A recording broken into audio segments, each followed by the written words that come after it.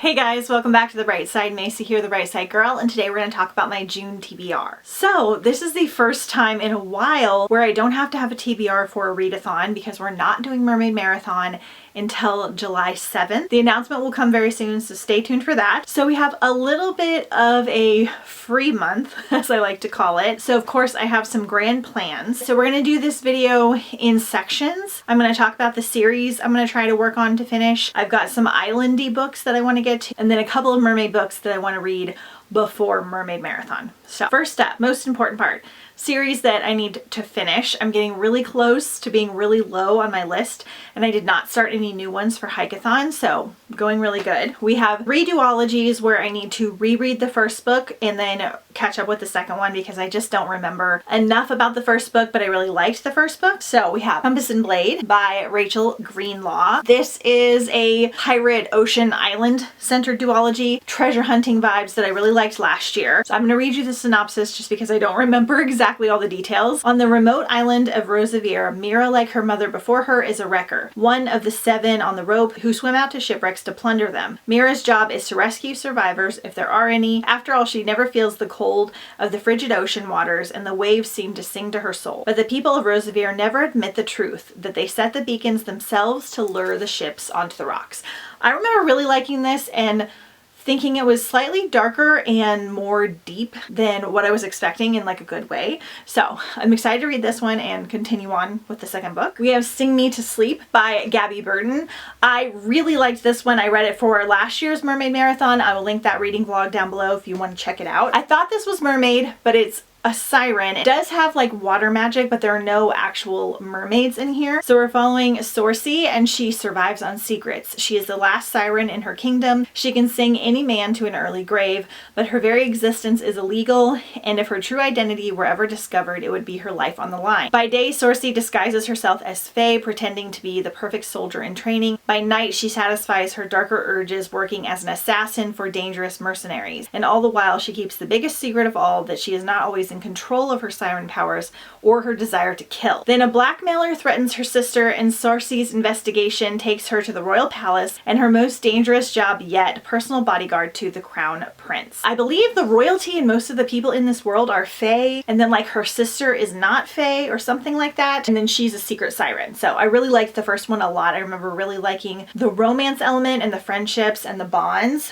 So excited to see where the story goes. What the River Knows by Isabella Ibanez. I read this one last year for Hike-a-thon, so I'll link that reading vlog down below as well. This was kind of pitched as like The Mummy meets like Indiana Jones. We have some Egyptian vibes. We're following Bolivian Argentinian Inez Oliveira, and she belongs to the glittering upper society of 19th century Buenos Aires. And like the rest of the world, the town is steeped in old world magic that's been largely left behind or forgotten. Inez has everything a girl might want, except for the one thing she yearns for most, her globe-trotting parents who frequently leave her behind. When she receives word of their tragic deaths, Inez inherits their massive fortune and mysterious guardian, an archaeologist in partnership with his Egyptian brother-in-law. Yearning for answers, Inez sells Cairo, bringing her sketch pads and golden ring her father sent her for safekeeping before he died. But upon her arrival, the old world magic tethered to the ring pulls her down a path where she discovers there's more to her parents' disappearance than what her guardian led her to believe. I remember liking the atmosphere and the vibes, but I remember the main character was kind of annoying. This one has a little bit of like a secret garden little princess vibe. Like not really, but the main character is kind of like spoiled, and her parents have like traveled the world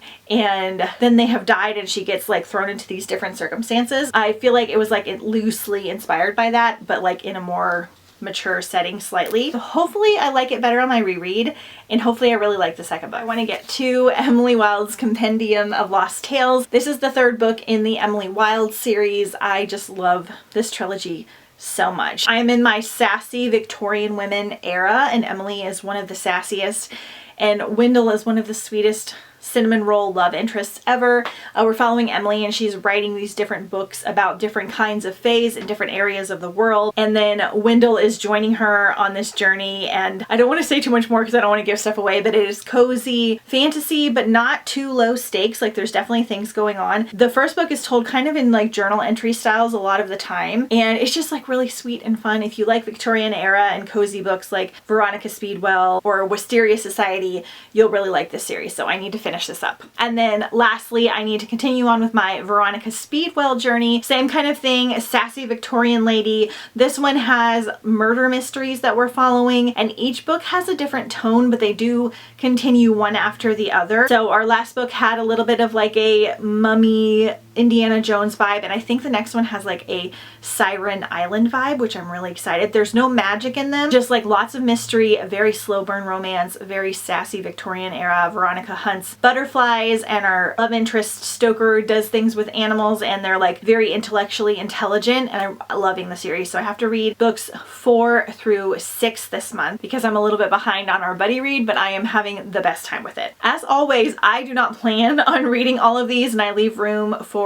mood changes or new releases that come in. These are just kind of hopefuls. The series I'm more likely to finish because I'm very determined to keep up with that, but the rest of these are just kind of whimsical, hopefully I get to them ones. All right, next up I have some island reads I want to get to. So we have The Ones We Are Meant to Find. I've been wanting to read this one a lot, like the last couple of years. It's been 3 years and 17 days since C woke up on the shore of an abandoned island. She has no idea how she came to be marooned or what life was like before. She has only the rickety house by the sea, the android she built for company, and a single memory. Somewhere beyond the horizon, she has a sister, and it's up to C to escape the island and find her. So I think this one has like sci-fi dystopian island vibes, which sounds incredible. Very excited for it. Pacifica by Kristen Simmons, another one I keep wanting to read like every year. Blue skies, green grass, clear ocean water. An island paradise like the ones that existed before the melt. A lucky 500 lottery winners will be first to go, the first to leave their polluted, dilapidated homes behind and start a new life. It sounds perfect, like a dream. The only problem, Maren Carey spent her childhood on those seas and knows there's no island paradise out there. Corsair royalty, a pirate like her father, and his father before him, and she knows a con when she sees one. So where are the first 500 really going? So we do have some pirates in here. I have so many pirates and mermaid books that I want to get to that I have to read some like outside of the readathon, but we've got like a little con and maybe a dystopian element. I'm not sure. Post-apocalyptic as well. It just sounds epic. Secrets So Deep by Jenny Myers Sane. This is one that I think might have mermaids in it. Sometimes they allude to them and then they don't reveal them until later in the book. So 12 years ago, Avril's mother drowned at the Whisper Cove Theater just off the rocky Connecticut coastline. It was ruled an accident, but Avril's never been totally convinced. Local legend claims that the women in the waves, ghosts from old whaling stories, called her mother into the ocean with their whispering. Because as they say at Whisper Cove, what the sea wants, the sea will have. So I think we're gonna have some mermaids in here, hopefully, but the vibes should be perfect for summer. Okay, lastly, I have a couple of islandy thrillers that I want to get to. So we have The Beautiful Ugly by Alice Feeney. This is Alice's newest book this year, and it just sounds amazing. I have mixed feelings on her. I love her writing style and her storytelling, but sometimes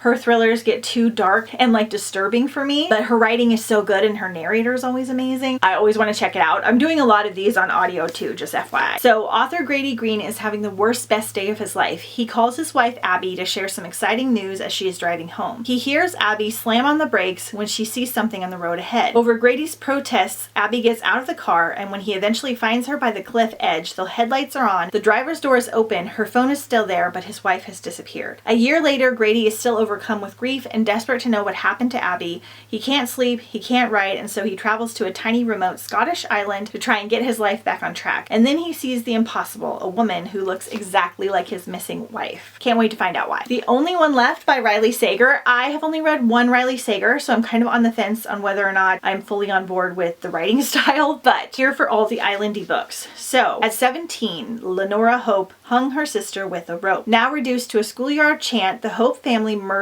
shocked the Maine coast one bloody night in 1929. While most people assume 17-year-old Lenora was responsible, the police were never able to prove it. Other than her denial after the killings, she has never spoken publicly about that night, nor has she set foot outside of Hope's End, the cliffside manor where the massacre occurred. Stabbed her father with a knife, took her mother's happy life. It's now 1983, and the home health aide, Kit McDear, arrives at a decaying Hope's End to care for Lenora after her previous nurse fled in the middle of the night. In her 70s and confined to a wheelchair, Lenora was rendered mute by a series of strokes and can only communicate with Kit by typing out sentences on an old typewriter. One night, Lenora uses it to make a tantalizing offer. I want to tell you everything. So I'm not entirely sure if this is going to have the islandy vibes that I want. It's giving a little bit of Evelyn Hugo vibes, but like spooky and dark, where we're going to hear a story from like an older woman So I may change my mind on this one depending on how like islandy it is, because I'm wanting all those summer feels. But it's on here. And then I do hope to get to a couple of Mermaid books. I have a very solid plan for Mermaid Marathon for my TBR. So I'm going to read some that are outside of that TBR in advance to help with like recommendations and stuff like that. But I kind of want to leave it up in the air and be able to pick and choose as I go. You'll hear about them in my June reading wrap up. I will have like a summer thriller recommendation list and a bunch of like mermaid and pirate recommendation books, as well as the announcement and all that stuff. All the summer vibes coming very soon. So stay tuned for that. Let me know if any of these sound good to you. Let me know of any summary books that are on your TBR. Don't forget to follow me on Instagram at The Bright Side Girl if you haven't already. And I will see you guys next time on The Bright Side.